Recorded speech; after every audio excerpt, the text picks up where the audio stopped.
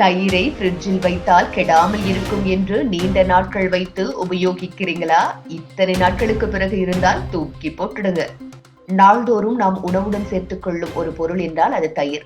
ஒரு பக்கமாக சுவைக்காகவும் இன்னொரு பக்கம் நம் உடலுக்கு தேவையான பல ஊட்டச்சத்துக்களை வழங்கும். அதிலும் கோடை காலங்களில் லசி, மோர், தயிர் சாதம் என பல வகைகளில் பயன்படுத்தப்படும் தயிர் வெப்பத்தால் சீக்கிரமே புளிக்கக்கூடிய தன்மை கொண்டது.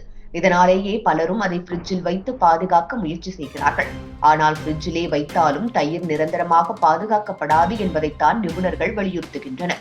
சுகாதார நிபுணர்களின் கூற்றுப்படி 25 முதல் 30 டிகிரி செல்சியஸ் வரையிலான அறை வெப்பநிலையில் தயிர் அதிகபட்சம் 1 முதல் 2 நாட்கள் வரை மட்டுமே சுகாதாரமாக இருக்கும். இந்த நேரத்திற்கு பிறகு புளிப்பும் மணமும் சுவையும் மாற்றமடையும். ஆனால் ஃப்ரிட்ஜில் வைக்கப்பட்டால் தயிர் 5 முதல் 7 நாட்கள் வரை நன்றாக இருக்க வாய்ப்பிருக்கிறது. இதற்கும் ஒரு எல்லை இருக்கிறது. அந்த எல்லையை மீறினால் தயிரில் தண்ணீர் மற்றும் திடப்பொருட்கள் பிரிந்து துர்நாற்றம் வீசத் தொடங்கும். கடுமையான சுவையும் தோன்றும். சில நேரங்களில் கூட பூஞ்சையுடன் காணப்படும். இப்படியான போது தயிரை பயன்படுத்தக்கூடாது. கெட்டுப்போகும் காரணங்கள் என்னென்னன்றது பார்க்கலாம்.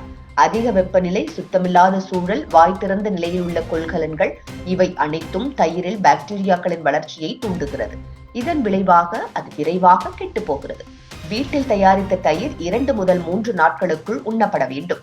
பாக்கெட் தயிர்கள் காற்று புகாத வகையில் மூடப்பட்டு விற்கப்படுவதால் அவற்றில் மூலக்கூறுகள் கலக்கப்பட்டிருக்கும். இதனால் செல்ஃப் லைஃப் அதிகம். ஆனால் அது ஒரு முறை திறந்திருந்தும் காலாவதி ஆகும் வேகம் அதிகரிக்கும். தயிரை பாதுகாப்பாக வைக்க சிறந்த வழிகள் என்னவென்று பார்க்கலாம்.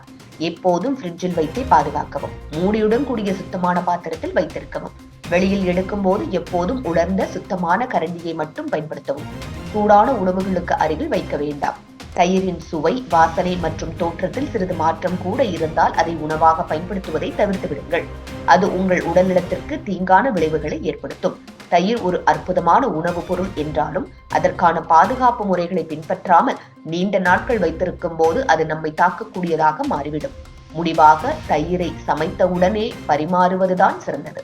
புளிக்கும் முன்பே அதை பயன்படுத்துங்கள். இல்லையெனில் நாம் எதிர்பாராத பக்க விளைவுகளை சந்திக்க நேரிடும்.